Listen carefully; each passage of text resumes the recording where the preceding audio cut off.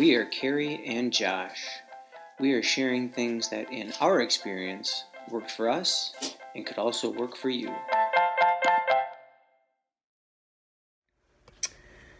So MAF training update for the week is kind of keep rolling along with the same old stuff. Most things stayed at the same pace. A little faster with the Friday miles, a little slower with the Saturday miles. Again, was pushing the time limit or the time difference between morning weights and breakfast. And when I went for the run, I felt it for the first little bit before, first couple miles before I settled in. So the heart rate was a little tougher to control. But otherwise, one more week of these miles before the final MAF test. And then we'll switch over in December to MAF updates on the bike, which in the past would have been hard to do because all I do have is a basic indoor trainer and no way to measure how the training is affecting my progress.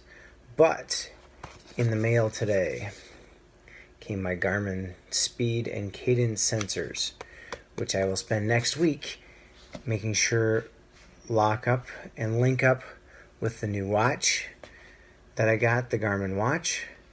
So now I can hopefully see how long my rides go and I can have some measurable pace to report. And we'll see how MAF on the bike goes. But one more week of miles followed by a Tuesday MAF test, and that will end the running block of training. All right, normally my Saturday runs come to you from some point in nature. And if I've done the boring old church loops, then I don't really bring you anything. But I thought, you know what? I've got this nice new watch that shows me this map. So I'll show you just how boring this run is. So if I start here, come out and I go around, and now I get into my loop. So for my Saturday 7.5, I do 3 laps where I go around there. Right? So there's 3 of those. And then 3 to where instead of that extra around, I just come in there. So it ends up being 6 laps. So the people on this street and kind of over here get to see me 6 times, which is, I'm sure fun for them. But you can see the nice stats of 7.61 miles, 1 hour, 3 minutes, 47 seconds. Gives me an 8-minute, 23-second pace. I did kind of find we had some things going on at 10, so I needed to run a little bit earlier. So I tried to got up earlier, did the breakfast.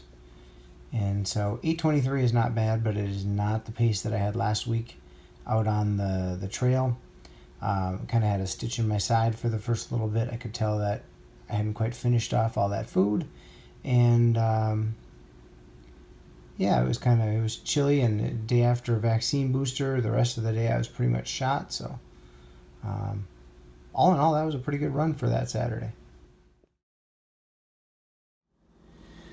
This week's nutrition food highlight is the Orgain organic protein that I found at Costco that I like to use in all my stuff.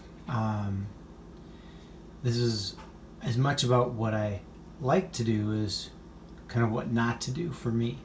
I used to be the first guy in line at GNC on their sale days, and I'd buy the whey protein, and I used that all the time after my workouts, and I had to get the same kind. Actually, I kind of mixed it up, but I got the chocolate all the time.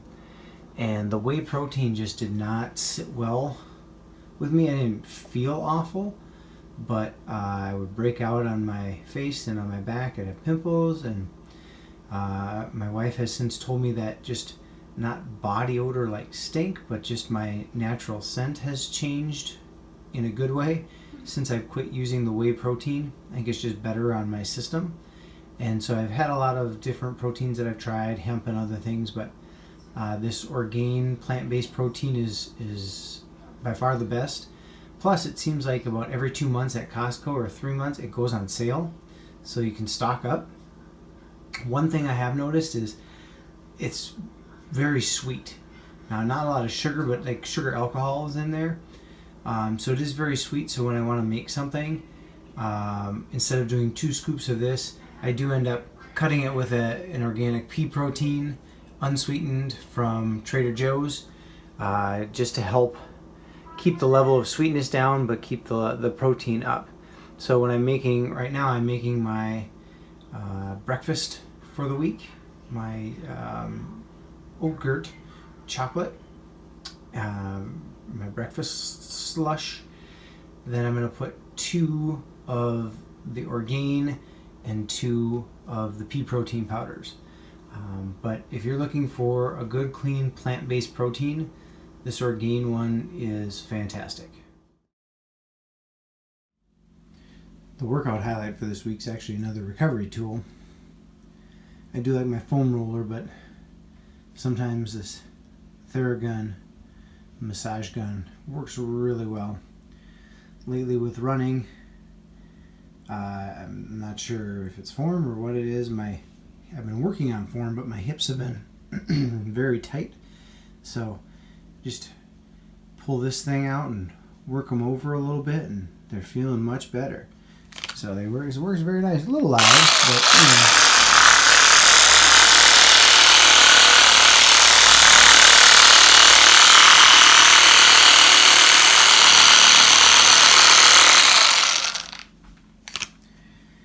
If you don't have one of these for your recovery tools, this one was actually one of the highly rated, you don't want to call them cheap ones, but the highly rated ones for like the bang for your buck.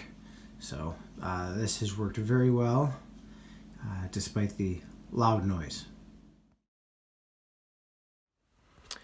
For this week's words of wisdom, it's going to piggyback off of last week's kindness, but this week it's all about serving others. There's no better way to fill your bucket than to use your time to help others out. An example, you can find lots of opportunities to serve other people. An example, our church this week, before Thanksgiving, our whole family got to go out and hand out, deliver Thanksgiving meals to people, and just we're driving and sitting there, and out of the blue my son just says, "God, I really love doing this." So I think that's a check in the box that we're doing something right as parents. But there's so many ways you can find. We also have another opportunity coming up on Wednesday. We are, I think it's 3rd or 4th year now, we're going to ring the Salvation Army bell at our local Waconia grocery store. So my Waconia friends, on Wednesday from 1 to 3, come do your grocery shopping at Mac and Tunes, and come say hi. And really, last week I was talking about how people will have the need to be heard and how it's frustrating. Well, go out and ring a bell for sure at the Mac and Tunes in Waconia, and you will see the great side of humanity. The generosity this time of year is amazing, and it just does something for you. So find ways to serve. There's places like Feed My Starving Children, which is one of my kids' favorite places to go, our families actually. But Feed My Starving Children, there's food shelves. There's so many ways you can find to serve other people, and it's selfishly a great way to fill your bucket and just make you feel good when you do something for other people. So words of wisdom this week: find a way to serve other people. And speaking of serving other people, I'm wearing my Spokes Bike Shop hat in St. Bonnie. I don't have sponsors for the videos, but I just thought I'd wear the hat today and throw a shout out, because if you need any bike services done, go to Spokes in St. Bonnie. The guy is amazing, he's reasonable, and if it's something so small, he just throws it in there, and he's just amazing. So shout out to Spokes Bike Shop in St. Bonnie. He serves everybody. Have a great week.